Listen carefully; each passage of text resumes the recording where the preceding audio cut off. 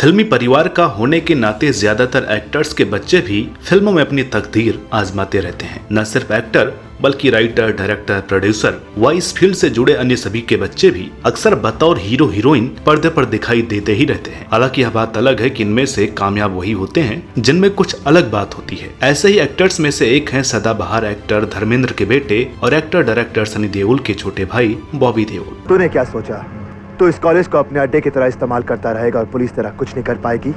तू student union का president है, इसलिए मैंने तुझे यहाँ सबके सामने मारा।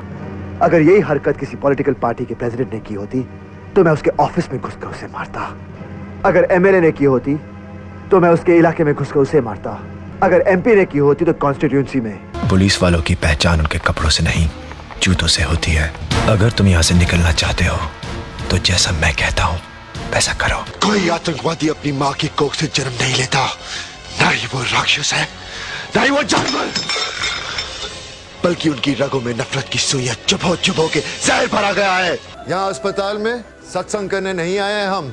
एक की आस्था दूसरे की परेशानी नहीं बननी चाहिए, इसलिए यहाँ जयकारा नहीं लगाएगा कोई। जिन्होंने न सिर्फ अपने अलग अंदाज के जरिए फिल्मों में अपनी एक अलग पहचान बनाई, बल्कि नाकामयाबी का दौर आने पर हीरो से विलन बनकर वापसी की और दर्शकों का दिल जीता। बॉबी के करियर और उसमें आए उतार चढ़ाव से जुड़ी इन्हीं तमाम बातों की चर्चा आज की वीडियो में हम करने वाले हैं। साथ ही जानेंगे नाकामयाबी के दौरान उनके साथ हुई कुछ दिलचस्प बातों के बारे में। इसलिए बने रहे वीडियो में हमारे साथ शुरू से अंत तक। फिल्मी परिवार से जुड़े लड़के लड़कियों को फिल्मों में काम मिलना बेशक थोड़ा आसान जरूर होता है, लेकिन बतौर एक्टर कामयाबी पाना उतना ही कठिन भी होता है, क्योंकि उन्हें पहले से स्थापित अपने बाप दादा से कंपेयर किया जाता है और उनमें अपनी कोई खासियत ना हुई तो दर्शकों की आलोचना का शिकार भी होना पड़ता है। एक्टर बॉबी देओल की बात करें तो उनके साथ थोड़ा उल्टा हुआ। उनकी जब फिल्मों में एंट्री हुई तो दर्शकों ने उन्हें हाथों हाथ लिया और वे एक कामयाब एक्टर भी बन गए, लेकिन आगे चलकर अचानक उनके करियर पर ब्रेक सा लग गया। ऐसे में उन्होंने अपनी इमेज को तोड़ा और वो किया जो ना कभी पहले धर्मेंद्र ने किया था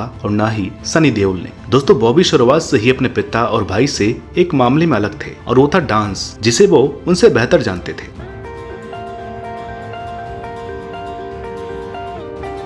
लुक व डांस में तो बॉबी अपने पिता व भाई से अलग थे ही, लेकिन वे स्वभाव से भी थोड़े भागी किस्म के थे। बॉबी देओल ने एक इंटरव्यू में बताया था कि उनकी जिंदगी में एक ऐसा किस्सा घटा जिसके बाद वो अपने परिवार से ही बगावत कर बैठे थे और बिल्कुल अलग थलग हो गए थे। उन्होंने बताया था कि 18 साल की उम्र में वो पहली बार डिस्को गए थे, जिसके बाद उन्हें इसकी काफी लत सी लग गई और इसकी वजह से उनके पिता धर्मेंद्र उनसे नाराज से रहते थे। बॉबी सालों तक अपने पिता की बातों को नजरअंदाज करते रहे। धर्मेंद्र जब भी बॉबी के भले की बात समझाते, बॉबी ना तो उनकी बात सुनते और ना ही मानने को तैयार होते। बॉबी ने अपने इंटरव्यू में बताया था कि मैं जैसे अंधा हो चुका था और यही वो वक्त था जब मेरे और मेरे पापा का रिलेशन सबसे ज्यादा खराब दौर से गुजर रहे थे। वो कभी मारते या डांटते तो नहीं थे, लेकिन उनकी आंखों में मेरे लिए चिंता दिखती थी। यह सब देखकर उन्हें दुख होता, फिर भी मैं वही करता जो मुझे करना होता था। उन्होंने कहा था, हमें बचपन से अपने पापा के साथ ज्यादा वक्त बिताने का मौका नहीं मिला और यही वजह कि मेरे और पापा के बीच हमेशा एक गैप रहा। इसका नतीजा ये हुआ, मैं उनसे अपनी कई सारी बातें शेयर नहीं कर पा रहा था और जैसे जैसे मैं बड़ा हुआ पापा की बातों को समझने लगा। हालांकि उस समय यह सब बुरा लगता था, लेकिन आज समझता हूँ कि अगर पापा उस वक्त इतना काम नहीं करते तो हम इतनी आलीशान जिंदगी नहीं जी पाते।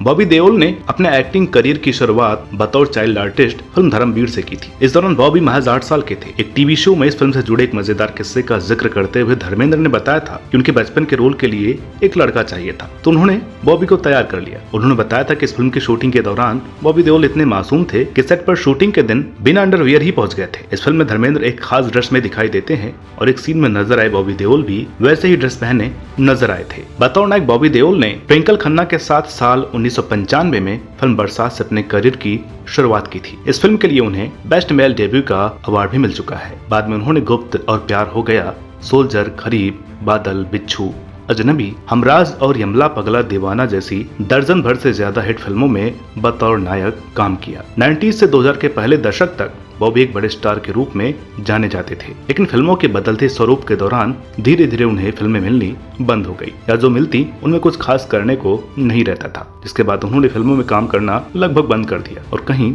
गुम से हो गए।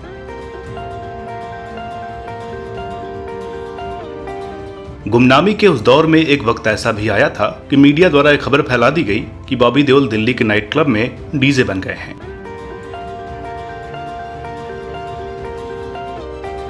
दोस्तों बॉबी की जिंदगी में एक ऐसा वक्त भी आया था जब वे अपनी बेरोजगारी से एकदम हताश हो चुके थे। इस दौरान उनके पास एक भी फिल्में नहीं थी। बॉबी देओल ने एक इंटरव्यू में बताया था कि जब उन्हें बॉलीवुड में काम नहीं मिल रहा था तो एक बार वे डिप्रेशन में भी चले गए थे। हालांकि उनकी पत्नी ने उन्हें डिप्रेशन से बाहर निकाला और उनका बहुत साथ दिया। इस इंटरव्यू में बॉबी ने यह भी बताया था कि एक समय ऐसा भी आया था जब उनके बच्चे उनसे यह सवाल करने लगे थे कि आप मम्मी की तरह काम पर क्यों नहीं जाते। ऐसे सवालों से उन्हें उस वक्त काफी बुरा महसूस होता था। जिसके बाद बॉबी ने बॉलीवुड में वापसी करने की ठान ली और उन्हें सलमान खान के साथ फिल्म रेस 3 में काम करने का मौका मिला। इसके बाद बॉबी वेब सीरीज आश्रम में नजर आए और इस सीरीज ने बॉबी के करियर को एक नए मुकाम पर पहुंचा दिया।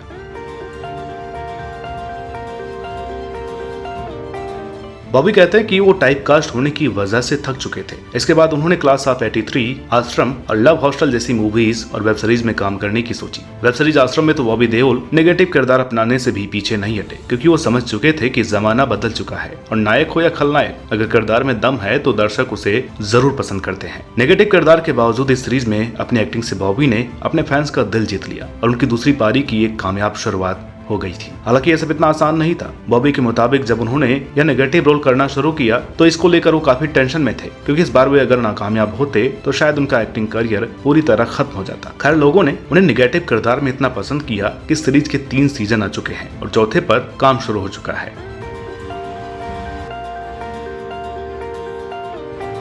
पर्दे पर धर्मेंद्र और सनी देओल की इमेज क्या है ये तो हर कोई जानता ही है। खुद बॉबी की इमेज भी कभी एक हीरो की ही हुआ करती थी। ऐसे में उनका नेगेटिव किरदार करना, वो भी एक अय्यास बाबा का, उनके लिए किसी बगावत से कम नहीं था, खासतौर पर अपने पिता और भाई की नजरों में। हालांकि उनका रिएक्शन बड़ा ही दिलचस्प और सरप्राइज करने वाला था जब उन्हें बॉबी के किरदार के बारे में पता चला था। एक इंटरव्यू में बॉबी ने बताया था कि वो अपने करियर में अब एक ऐसे मुकाम पर आ गए हैं जहां अपने कंफर्ट जोन से बाहर निकलकर किरदार निभाना चाहते हैं। आश्रम 3 में बाबा नराला का किरदार उनके लिए कुछ ऐसा ही था जिसके लिए उन्हें दर्शकों से खूब प्यार मिला। स्पॉट बॉय के साथ एक इंटरव्यू में बॉबी ने कहा, सच कहूं तो मैंने अपने पिता और भाई को कभी नहीं बताया कि मैं आश्रम में काम कर रहा हूं, क्योंकि मैंने उनके साथ कभी अपने काम पर चर्चा ही नहीं की। खासकर जब मैं आश्रम कर रहा था तब मैंने इसके बारे में उन्हें कुछ नहीं बताया। वे खुद हमेशा अलग अलग तरह के किरदार करना चाहते थे, लेकिन उनकी छवि इतनी मजबूत हो गई थी कि वो इस तरह के मौकों का फायदा नहीं उठा सके। लेकिन जब मैंने शो को किया तो मेरे पिताजी और सनी के फोन आने लगे और वे बेहद खुश थे, क्योंकि उनके मुताबिक किसी ने एक तो कुछ अलग करके दिखाया। बॉबी ने आगे कहा कि मेरे पिताजी सच में खुश थे। मुझे याद है कि कई साल पहले एक बार पापा ने एक विलन की भूमिका निभाई थी और मेरी दादी इससे नाराज हो गई थी। इस वजह से उन्होंने फिल्म आधी में ही छोड़ दी थी। उन्होंने घर आकर मेरे पापा से कहा कि वो बहुत परेशान थी कि उन्होंने इस तरह का किरदार निभाया, लेकिन अब इंडस्ट्री बदल गई है। बॉबी कहते हैं कि पिछले 26 सालों से इंडस्ट्री का वो हिस्सा रहे हैं और आज जहां वो हैं वहां तक पहुंचने के लिए उन्होंने काफी मेहनत की है। अपनी दूसरी पारी की कामयाबी को लेकर बॉबी प्रकाश झा और भगवान का शुक्रिया अदा करना कभी नहीं भूलते। दोस्तों इसमें कोई शक नहीं कि कामयाबी के स्वाद को चखने के लिए बॉबी ने न सिर्फ कठिन मेहनत की है बल्कि वो रिस्क लेने से भी कभी पीछे नहीं हटे। बॉबी कहते हैं कि इंडस्ट्री में रहकर वो डिसीजन तो ले सकते हैं, लेकिन रिजल्ट क्या होगा ये वो नहीं जानते, इसलिए बस खुद पर विश्वास कीजिए और आगे बढ़ते जाइए। तो दोस्तों हम उम्मीद करते हैं कि आपको हमारा आज का ये वीडियो जरूर पसंद आया होगा। वीडियो के बारे में अपनी राय कमेंट्स के जरिए जरूर बताएं। तो मिलते हैं आपसे अगली वीडियो में एक ऐसे ही अन्य रोचक किस्से के साथ। तब तक के लिए नमस्कार।